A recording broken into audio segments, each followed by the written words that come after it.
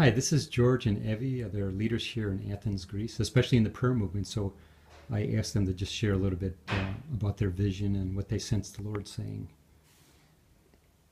Okay. Well, we have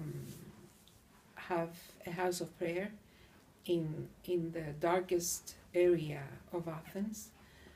We are surrounded by brothels, prostitutes, drug addicts, refugees, and the Lord told us specifically to have the house of prayer there, at that place.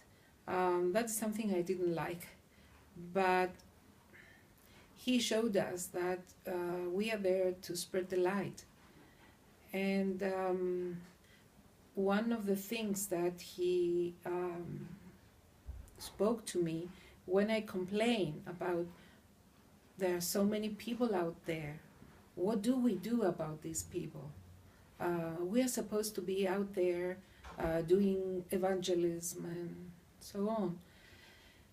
But the Lord spoke in my heart and He said that I want you to be here in this place, offering worship to me and lifting up my name above all other names.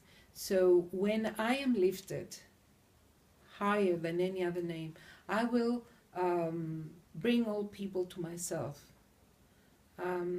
So that brought peace into my heart, and this is what we are doing, offering worship and trying to keep the altar of worship burning, alive. And something that I used to pray, and I still pray about that, is asking the Lord to bring more people, worshippers, intercessors, to stand together with us in the house of prayer for the nation of Greece, but also for the foreigners, for the refugees that are coming in this nation. And so this is my petition, let's say. Well, thank you. Thanks. George? Yeah, the name of the house of prayer is Shalom Center. It's a name that the Lord gave us. Actually, I was planning to give it a different name, but the Lord gave the name, which surprised me. And then He explained to me why He chose that name. It's a long story to say it right now, but it's a prophetic name for prophetic purposes. Basically, this house of prayer was called by God on behalf of Athens and on behalf of Greece. One of the commissions we have is also to be praying for Europe as well as Israel, and also to be a, let's call it a bridge or a portal between this nation and Israel.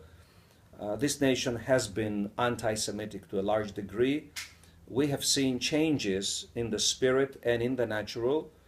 I know we're not the only ones praying concerning Israel and the relationship of Greece and Europe to Israel, but we also have seen specific things related to answers to prayers that we raised up in our house of prayer because the Lord led those prayers and those conferences and so on.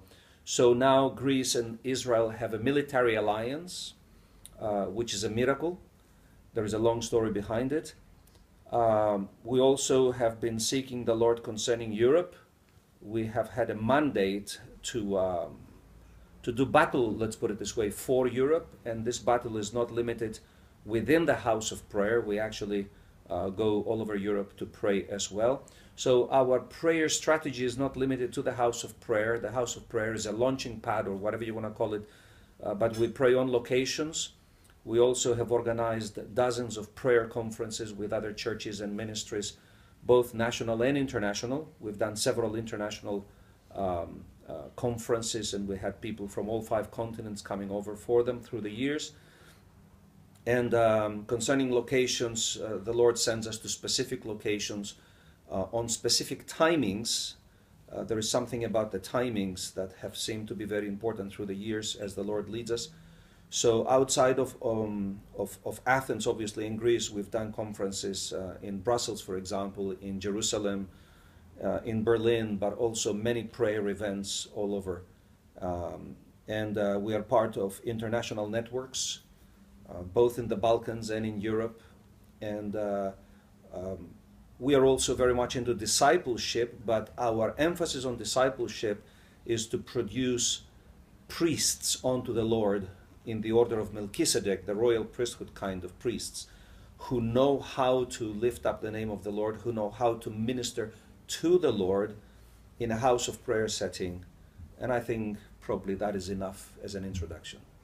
Thanks, George, and very appreciate it. Thank you for having us for lunch today. You're welcome.